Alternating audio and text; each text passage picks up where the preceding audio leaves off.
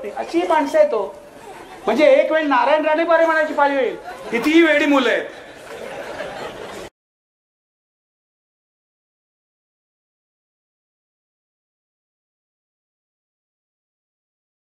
म्हणजे गेलंय कामातून ते सगळं. नारायण राणेंना मी अनेक कार्यक्रमात बघितलेलं आहे. त्यांना मी प्रश्न विचारतो, ते अभ्यास करून येतात. खूप अभ्यास करून येतात. मी परवाच्या माझ्या मुलाखतीत सांगितलं, खूप अभ्यास करून येतात. त्यांनी इंग्रजीचा शिक्षक नेमला, गणिताचा शिक्षक नेमला, अर्थसंकल्पाचा शिक्षक नेमला, भूगोलाचा शिक्षक नेमला. आता काय, मला अजिबात हसू नका. हरणाऱ्या गँगचा जो मेंबर असतो त्याला शिक्षणाची गरज असते ना, असते की नाही?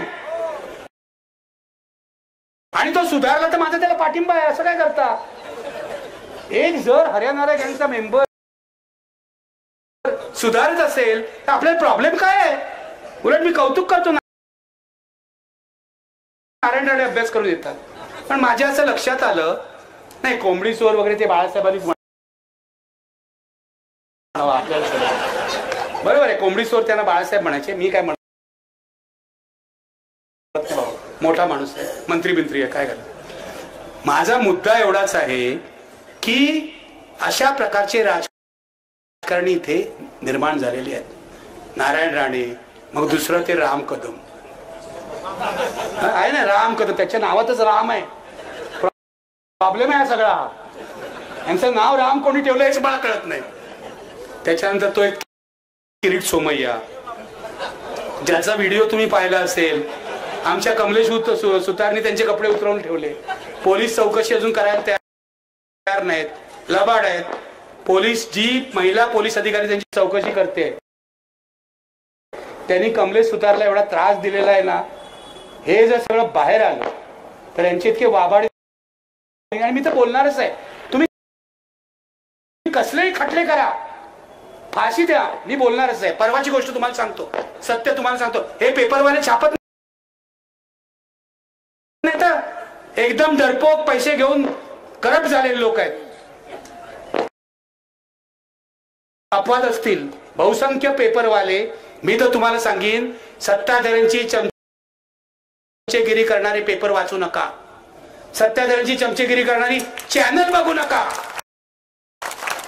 खूप युट्यूबवर अवेलेबल आहे. विश्वमत चौधरींची भाषण ऐका, असीम सरोदेंचं भाषण ऐका. तुम्ही जे सत्य बोलतात ना, यांचं ऐकायची सवय ठेवा. मीडिया सत्य बोलत नाही. मी तुम्हाला ब्रिजेश सिंग, सीएमओ मध्ये, सीएमओ म्हणजे चीफ मिनिस्टर्स ऑफिस, मुख्यमंत्र्यांच्या कार्यालयामध्ये, ते पूर्वी DGIPR ला होते, बरोबर आहे. ब्रिजेश सिंग बदमाश माणूस आहे, IPS अधिकारी आहे, पण बदमाश माणूस आहे. देवेंद्र फडणवीसचा एकदम जवळचा आहे. 14 ते 19 त्यांनी खूप त्रास दिला होता पत्रकारांना. आता परवा त्यांनी काय सांगतो केलं. मराठा रिझर्वेशन आंदोलन सगळ्यांना माहिती आहे. जरांगे पाटलांचं उपोषण सगळ्यांना माहिती आहे.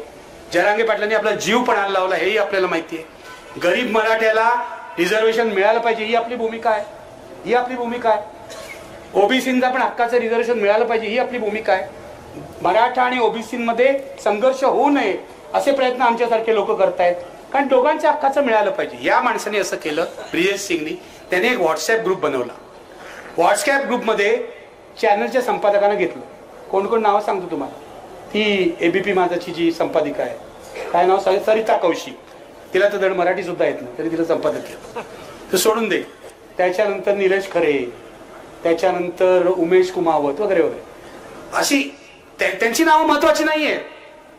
हा माणूस हे करत होता की जरांगे पाटलांच्या आंदोलनाला प्रसिद्धी देऊ नका असं या संपादकांना सांगत होतो.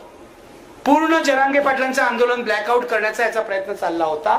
पण मला या संपादकांचं पण कौतुक करायचंय. एक खोटा FIR यांनी करवला सरिता कौशिकच्या नावाने. हा खोटा FIR माझ्या नावाने करू नका असं सरिता कौशिकने त्याला सांगितलं. मुख्यमंत्र्यांच्या कार्यालयातला अधिकारी काय उपद्व्याप करतोय बघा मीडिया बरोबर. पत्रकारांनी एक्सपोज करून टाकलं पाहिजे यांना. छापा, कोणी असतील पत्रकार तर उद्या छापून टाका, बघतो मी काय करायचं.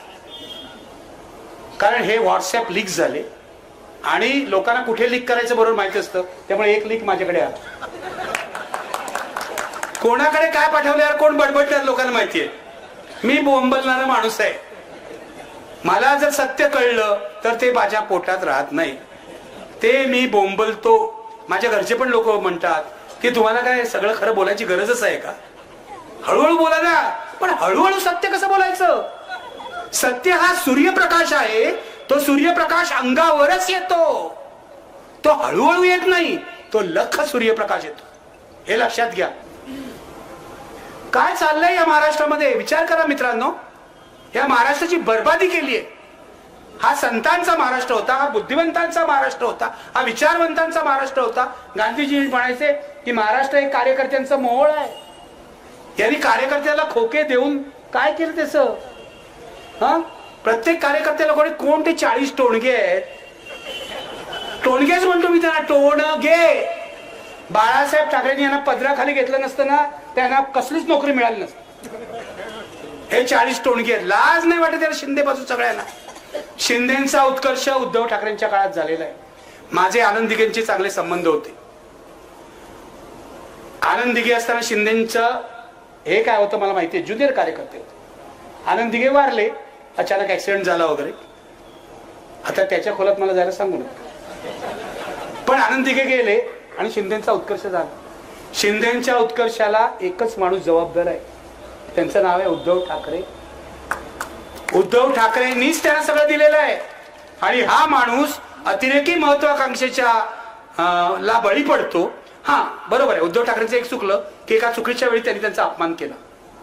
उद्धव ठाकरे अत्यंत चिंताजनक परिस्थितीत आजारी होते कोविडच्या काळात. तुम्हाला माहिती आहे 21 साली असा त्यांना पक्षाघात झालेला होता. त्यांना स्पायनल कॉर्डचा विकार होता की त्यांना सही करता येत नव्हती.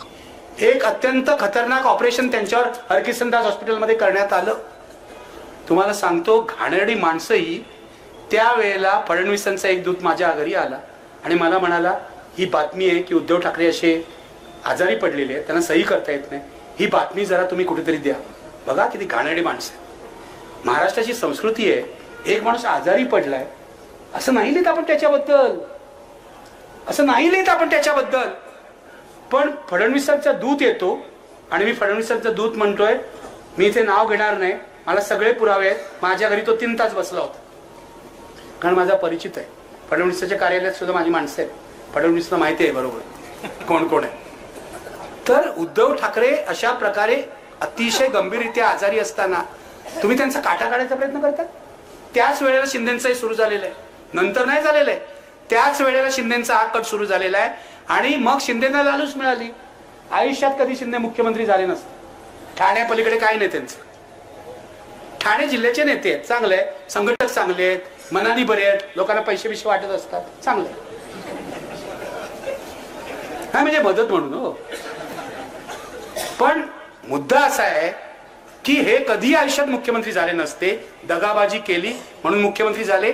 आणि उद्धव ठाकरेंनी त्यांच्यावर आंधळा विश्वास टाकला, ही उद्धव ठाकरेंची चूक आहे म्हणून हे 40 टोणगे त्यांच्या बरोबर गेले. दुसरं काही नाही. उद्धव ठाकरेंना दगा दिला. महाराष्ट्रात असं दगाबाजीचं राजकारण फार वेळा घडलेलं नाही आणि इतक्या मोठ्या प्रमाणात घडलेलं नाही. कोट्यवधी रुपयांची खोकी यांना मिळालेली आहे. कोण आहे ते? काय आहे? भारत कोण? तो गोगावले, संजय शिरसाट, कोण आहे ते? हा, यांना नगरसेवक पण कोण करणार नाही. तो अब्दुल सत्तार एक, तो एक भयंकर माणूस आहे. मग मी तुम्हाला सांगतो, माझ्या हातात जर महाराष्ट्राचं पोलीस खातं दिलं ना, देणार नाही कोण, कारण पोलीस खात्याच्या महासंचालकपदी लक्ष्मी शुक्ला बसलेले आहे. या स्वतःच भ्रष्ट आहेत असं माझं मत आहे. गाला म्हणा डिफेमेशन, आपण बघून घेऊ. हे वकील आहे तू माझा. मुद्दा असा आहे की पोलीस खातं जर माझ्या हातात दिलं ना, तर यांच्यापैकी अर्धे आमदार मी जेलमध्ये टाकले. अर्धे आमदार जेलमध्ये टाकले. इतके ते भ्रष्ट, बदमाश. आणि तुम्ही त्यांना मतं कसली देताय? मला तुम्हाला विचारायचं आहे, कोण आहे इकडचा आमदार? कोण आहे? कुठची पार्टी? आता अजितदादांबरोबर गेले. पाडा त्यांना, पाडा. निवडून आले तेव्हा कुठे होते? आता ईडीच्या भीतीने जर अजितदादांबरोबर गेले असतील तर पाडा. भारतीय जनता पक्ष, शिंदे आणि अजितदादांचा एकही माणूस निवडून देऊ नका. मी तुम्हाला थेट आवाहन करतोय, महाराष्ट्र जर तुम्हाला वाचवायचा असेल तर यांना आधी खड्ड्यात गाडावं लागेल, हे लक्षात घ्या. कारण महाराष्ट्राच्या मातीशी बेईमानी केली आहे. मी थेट सांगतोय, महाविकास आघाडी मजबूत आहे. महाविकास आघाडीचा उमेदवार जरी बरा नसला तरी यावेळेला त्याला मत द्या. त्याला कसा सुधारायचा आपण बघू. पण यावेळेला पर्याय फक्त महाविकास आघाडी. आणि मी नागरिक म्हणून सांगतोय, नागरिक म्हणून हे तुम्हाला सांगतोय, कारण जर तुम्ही भाजपला मत दिलं तर महाराष्ट्राची शक्ल होतील. मुंबई महाराष्ट्रापासून तोडली जाईल, हे लक्षात घ्या. तुम्हाला जर हे चालणार असेल तर तुम्ही जरूर करा. मला काय फरक नाही पडत. माझं वय 65 वर्ष आहे. माझं सगळं झालेलं आहे. आता जगण्यापुरते पैसे आहेत.